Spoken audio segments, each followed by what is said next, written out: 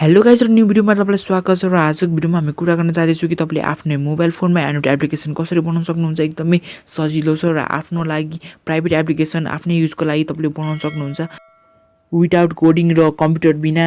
र त्यसको बारेमा हामी यस भिडियोमा कुरा गर्नेछौँ। Let's get started.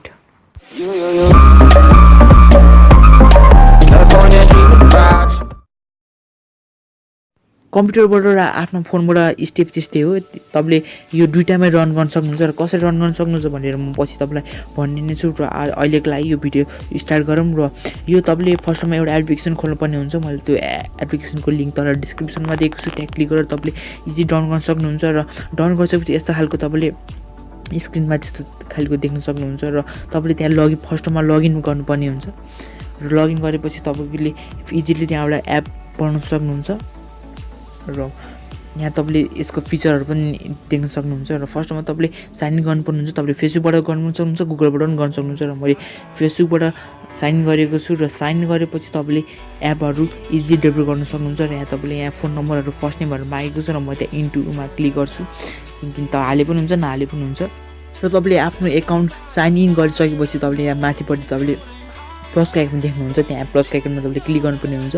र प्लसको आइकनमा तपाईँले क्लिक गरेपछि तपाईँको एउटा अर्को पेज खोल्नेछ। र त्यसपछि यही पेजबाट तपाईँले एप बनाउन सक्नुहुन्छ। र फर्स्टमा तपाईँले यहाँ तपाईँले देख्न सक्नुहुन्छ मेसेन्जर, फ्री कल, या वेबसाइट, धेरै तरिकाको तपाईँले एप बनाउन सक्नुहुन्छ। यहाँ क्याटेगोरी दिएको छ, कुन तरिकाको तपाईँले एप बनाउनु माग्छ इजी तपाईँले त्यही तरिकाको एप बनाउन सक्नुहुन्छ। हेल्थ, ट्राभल, बिजनेस, या तपाईँले मिडिया प्लेयर, तपाईँले धेरै किसिमको एपहरू तपाईँले इजिली आफ्नै मोबाइल फोनमा तपाईँलाई जस्तो लागेको त्यस्तै क्याटेगोरी तपाईँले चुज गरेर बनाउन सक्नुहुन्छ।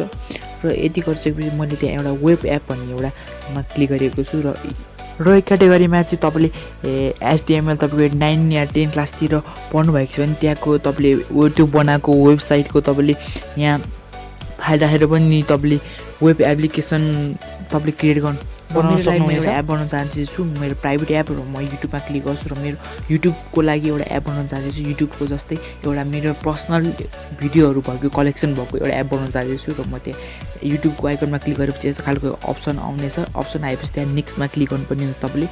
र नेक्स्टमा तपाईँले क्लिक गरिसकेपछि त्यहाँ यस्तो खालको आउनेछ। तपाईँको च्यानलको URL हाल्नुपर्ने हुन्छ। र मैले मेरो च्यानलको URL या लिङ्क मैले कपी गरेर राखेको छु। र म यहाँ पेस्ट गर्छु।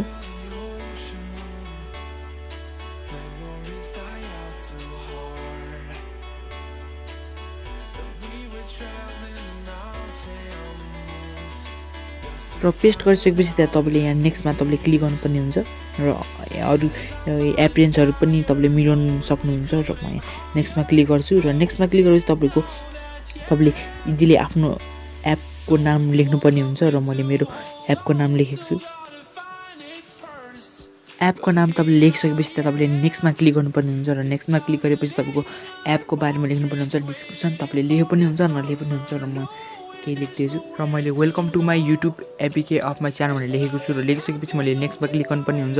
र नेक्स्टमा तपाईँले क्लिक गरेपछि त्यहाँ तपाईँले यहाँ आइकन या कस्टमाइज आइकनमा क्लिक गर्नुपर्ने हुन्छ। र कस्टमाइज आइकनमा तपाईँले क्लिक गरिसकेपछि त्यहाँ अपलोडमा क्लिक गर्नुपर्ने हुन्छ। यसबाट चाहिँ तपाईँले आफ्नो ग्यालरीबाट तपाईँलाई लागेको एपको आइकन तपाईँले चुज गर्न सक्नुहुन्छ। र मैले मेरो एपको आइकन मैले चुज गरिदिइरहेको छु।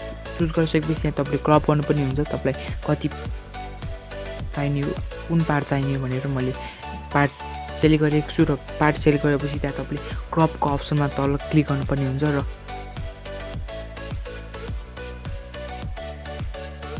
एपको आइकन तपाईँले क्रप गरिसकेपछि तपाईँले नेक्स्टमा क्लिक गर्नुपर्ने हुन्छ। नेक्स्टमा क्लिक गरेपछि हामीले एपको नेम, डिस्क्रिप्सन, आइकन सबै भरिसकेको छौँ। र भरिसकेपछि तपाईँले त्यहाँ क्रिएटमा क्लिक गर्नुपर्ने हुन्छ।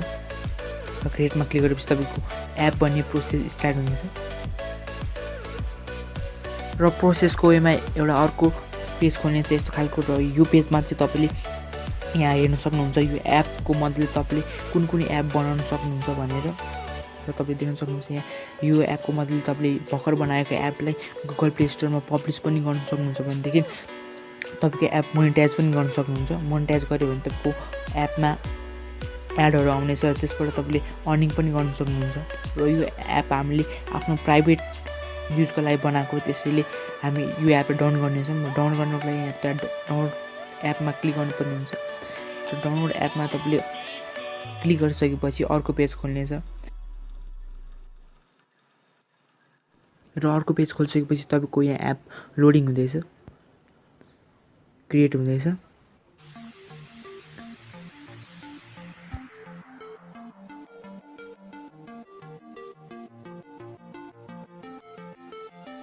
र यहाँ एप इज रेडी भनेर आएको छ। एप इज रेडी भनेर आइसकेपछि तलपट्टि तपाईँले जानुपर्ने हुन्छ र यहाँ तलपट्टि तपाईँले गइसकेपछि यहाँ तपाईँले सेयर भनेर आउनेछ, तपाईँ देख्न सक्नुहुन्छ।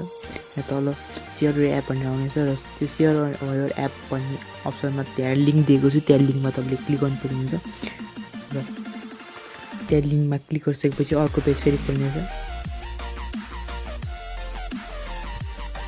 र यो पेज तपाईँले खोलिसकेपछि अरू कहाँ डाउनलोडमा नथिक्नु होला, त्यो बिचको डाउनलोडमा तपाईँले क्लिक गर्नुपर्ने हुन्छ र बिचको डाउनलोडमा तपाईँले क्लिक गरेपछि यो download will be automatic start in 4 second भनेर आउनेछ र 4 सेकेन्ड भइसकेपछि त्यहाँ तपाईँको सेट अप्सन भन्ने आउनेछ, सेभ फाइल र ओपन फाइल भन्ने आउनेछ र तपाईँले त्यहाँ सेभ फाइलमा क्लिक गर्नुपर्ने हुन्छ र सेभ फाइलमा क्लिक गरेपछि डाउनलोड स्टार्ट हुनेछ। तपाईँले माथि देख्नुहुन्छ र एप डाउनलोड हुँदैछ, भर्खर बनाएको एप डाउनलोड हुँदैछ।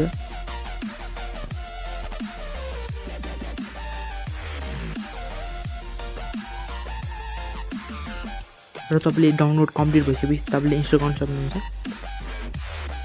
यदि तपाईँले इन्स्टल गरेको बेलामा ब्लक बाई प्ले प्रोटेक्ट भनेर आयो भने इन्स्टल एनी वेमा क्लिक गर्न सक्नुहुन्छ, किनकि यो हामीले आफूले बनाएको एप हो, अरूको थर्ड पार्टीबाट डाउनलोड गरेको एप होइन, त्यसले भाइरस हुने चान्स हुँदैन।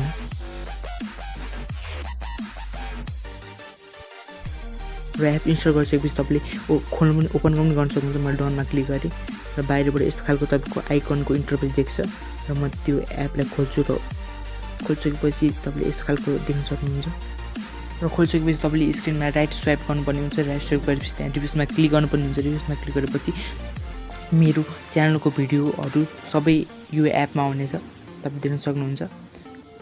मेरो च्यानलमा जति पनि भिडियो छ त्यति सबै यो एपमा आउनेछ, यो प्राइभेट एपमा।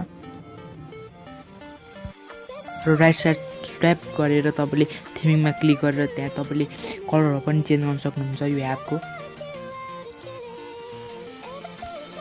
र यो एपमा नोटिफिकेसन अप्सन पनि छ र कुनै पनि मेरो युट्युब भिडियोहरूमा सब्सक्राइब या लाइकहरू आयो भने यसमा नोटिफिकेसन आउनेछ। र यो मेरो आफ्नै प्राइभेट एप हो र यो एपबाट मैले मेरो युट्युबको च्यानलको भिडियो पनि हेर्न सक्छु।